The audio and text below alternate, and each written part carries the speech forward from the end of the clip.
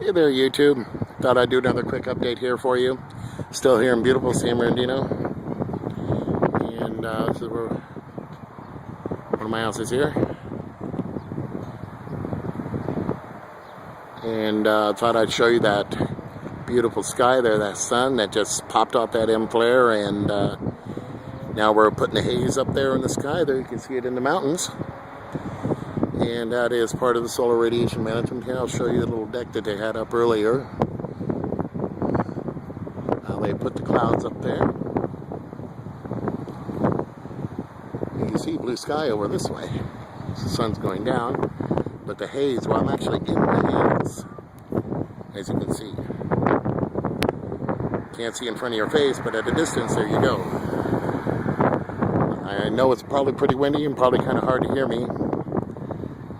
But again, like I said, I'm actually in the haze. You can't see it right in your face, but you can see it down the road there. There's a park right across the street called Ronald Reagan Park. And over here on West Irvington, up on the hills in San Bernardino. Probably the better neighborhoods here in San Bernardino, but so you can see clear over there. I got mountains behind me. There's a walk that actually goes up all the way up the hill. Really windy here, but nice cool breeze. Even though we should be cooking ourselves off with the heat that's coming our way. See, the protons are actually coming down, which is good. It's good news when it comes to them solar flares. And as you can see, the mountains out there in the distance. That's San Bernardino Mountains. Big Bear Lake is right behind me. So yeah, pay attention to those solar flares, ladies and gentlemen. That's no joke. We're having a number of them. We have one that is now swinging into the eastern limb. I think that's a bad boy to watch. I know we had this one that popped off the endpoint 5, Earth directed, and got a warning on that. And a lot of blackouts too. I'm having a hard time even calling Iowa, and cell phone usage is horrible. And it's not because of California. It's the if you look at the radiation map there, you can see that there is blackouts right here in the northern hemisphere as the sun is up, and the levels are way off the charts. Beautiful.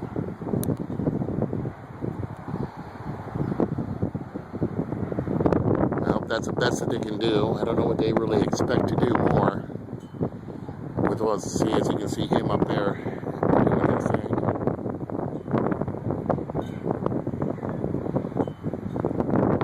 I was wondering how they would apply it here, you know, given the demography in the mountains, because I haven't really been looking that much here on the West Coast, because really, when you're so close to the ocean, you'd have to do it more inland or offshore, rather than right onshore. So I'm studying how we're doing it at the higher altitudes. I'm at 4,000 feet, and those hills are probably a few more thousand feet on top of that. So we're talking a deck up there at about, when I flew out here, they had a deck out, and we were at 36,000 feet. And they had a deck even above us. So as I was talking to you about how they layer the atmosphere and pile one on top of the other, and there you could actually look through the different layers and see blue sky, which I thought was pretty awesome. And I was flying from Iowa to Denver on one of their commuter class type planes, and one of the tankers flew right under us, missed us by 200 feet. And this is no joke. And everybody was oohing and on. And I looked at him, I said, "Do you know what that was?" I said, "That was a near miss by an Air Force tanker." Remember, they do not deviate. It is up to commercial traffic to pick their own flight plans and to move when they need to. And they will not move. They go where they need to go. Neat little deck right there. I have a few boats back there.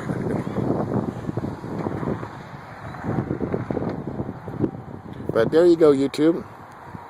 I'm missing you. I hope I can only manage my site through this device at this point. I do have some technology indoors that I'm having to work out. So again, technology. What would we do without it?